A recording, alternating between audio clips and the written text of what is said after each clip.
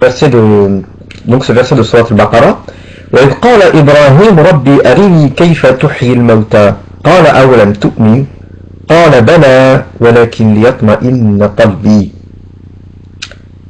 Et donc ici c'est Ibrahim alayhi salam qui demande à Allah subhanahu wa ta'ala, Ibrahim très proche, prophète très proche d'Allah subhanahu wa ta'ala, à approcher,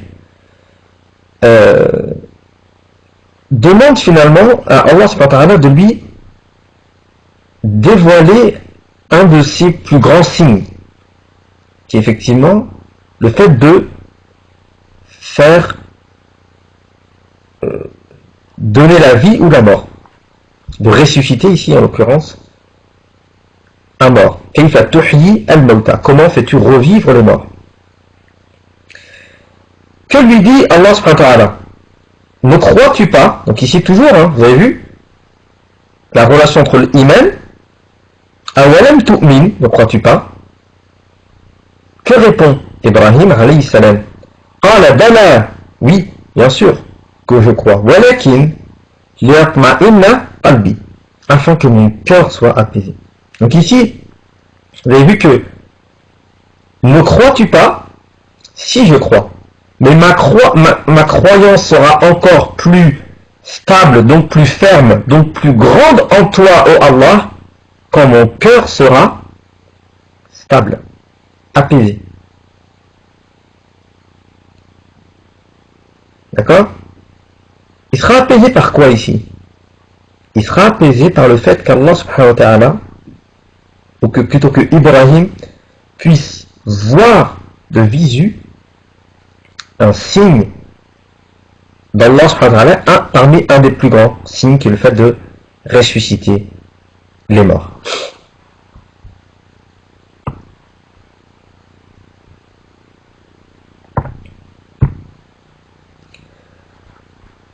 Alors, vous avez vu que ici, même la traduction des versets, c'est la même idée dans la traduction qui est reprise, l'apaisement. Mais est-ce que c'est vraiment pareil, la sakina, et ici le fait que, à travers les deux versets, on a vu, premièrement, le croyant est apaisé à l'évocation d'Allah subhanahu wa ta'ala, et deuxièmement, le cœur d'Ibrahim est apaisé par le fait qu'il voit un signe de Dieu. Donc vous avez vu que la sakina, finalement, et al-itmi'nan, ils sont traduits pareil, mais ce n'est pas la même idée. Ce n'est pas la même idée. La sakina étant un don de Dieu qui vient sur le croyant, qui arrive sur le croyant, sans que le croyant n'ait rien demandé, sans qu'il n'ait fait aucun effort. Mais c'est Dieu qui décide à un moment donné, voyant le croyant et le prophète, premier les croyants, le prophète c'est un semaine d'abord, et les croyants par la suite, dans un état d'instabilité, il leur ramène la sakina sur eux.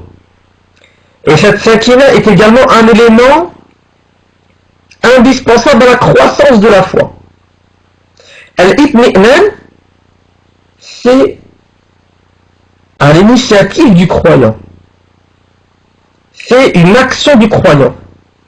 Il va faire du zikr, le croyant fait du zikr, et par ce zikr-là, il y a une quiétude qui s'installe dans son cœur. Il voit un signe de Dieu, comme ici Ibrahim, et il y a une quiétude qui s'installe dans le cœur. Vous voyez la nuance? C'est pas la même chose. Et la majorité des versets de l'Itmitan, on ne va pas les reprendre tous ici, mais sont liés au cœur du croyant également. Sont liés au cœur. Enfin,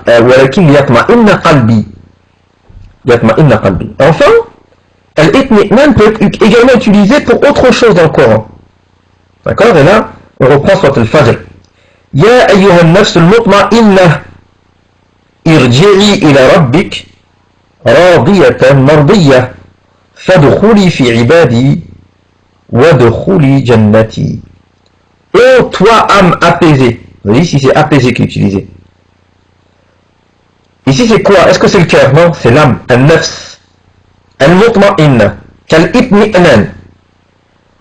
Retourne vers ton Seigneur, satisfaite et agréée. Entre donc parmi les serviteurs et entre en mon paradis. Et ici c'est la finalité finalement. Et on verra pour ceux qui s'intéressent à cette question de l'itmi'nan, de sakina, de la foi surtout, je vous encourage à suivre le module sur la foi, où on verra finalement tout le cheminement de la foi qui se finit par nafs. Et effectivement, la fin du cheminement, c'est quoi? C'est que ce cœur qui était habité par la foi, cette foi qui a finalement englobé le cœur du croyant, a un impact sur tout le croyant. Et la finalité, c'est que c'est ce nafs, ici on parle plus de qalb, ya ayyatuha nafs al-mutma'in. C'est comme si c'était la totalité de l'être maintenant, qui est mutma'in, irji'i ila rabbik. On ne parle pas de qalb, on parle de tout le cœur, tout le corps, tout l'être, al-nafsu. Retourne à ton Seigneur, radiyatan mardiya, satisfaite et agréée. Udkhuli fi ibadi wa dukhuli jannatin. D'accord? Donc il y a tout un cheminement qui part de la foi qui est en dehors du cœur, qui va s'ancrer dans le cœur par l'attestation, qui va croître par la sakina dans les moments d'instabilité, de doute, qui va s'ancrer encore plus avec al-itmi'nan, le fait de faire du dhikr et d'être dans cette quiétude, dans cette stabilité, dans cette non-instabilité. Toute instabilité perturbe la foi. Trop de mouvements perturbent la foi. Vous avez vu que la sakina, c'est quoi? C'est l'absence de mouvement. Al-itmi'nan, on a dit que c'est linguistiquement, c'est le synonyme de la sakina. Donc c'est l'absence de mouvement.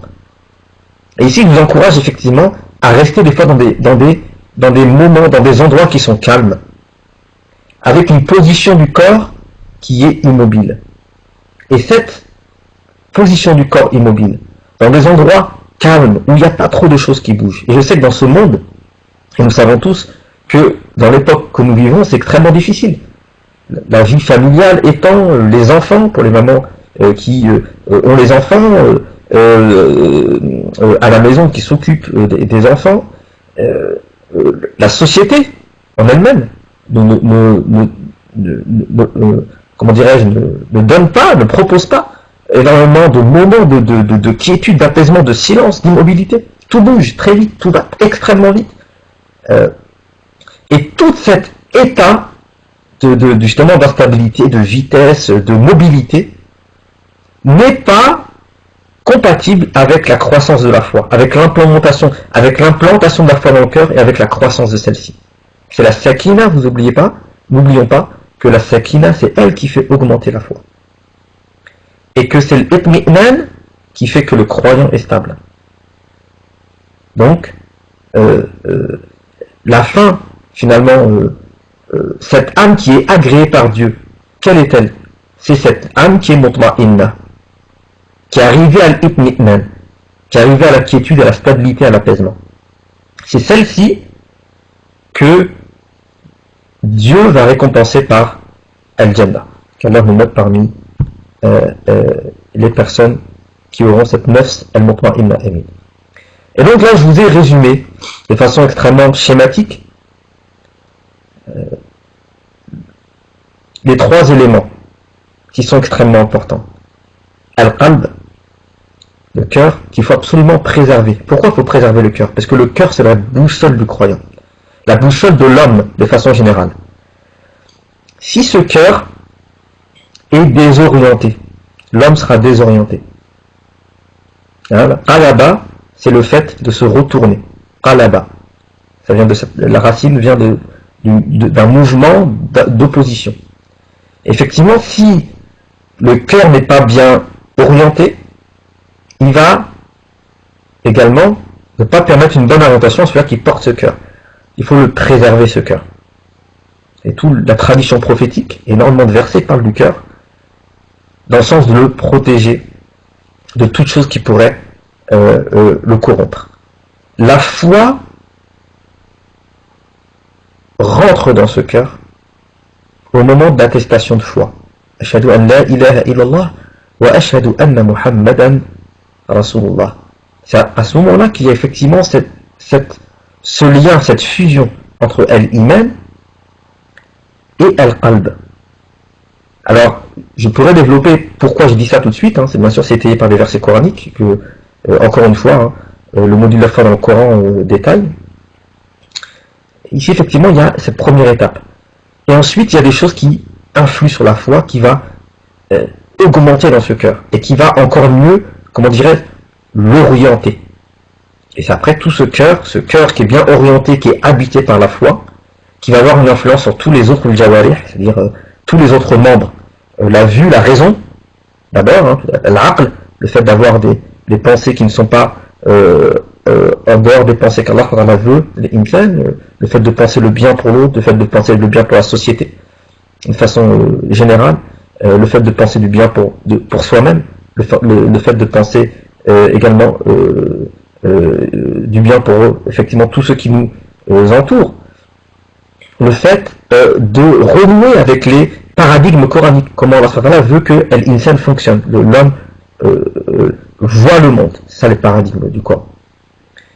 Effectivement, donc il y a ce cœur aura une influence sur tout ça, sur ses membres, sur les membres, sur le aql en premier, les membres, la vue, etc.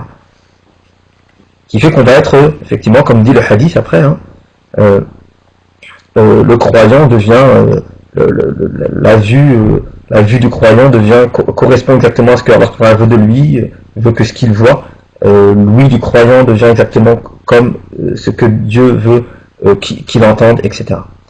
C'est quoi qu'il faut augmenter c'est quoi qui ancre la foi dans le cœur, et c'est quoi qu'il faut augmenter? La sakina faut augmenter, et c'est un don divin. On a vu dans tous les versets de la sakina, les 6, huwa alladhi anzala, ou bien anzala Allah.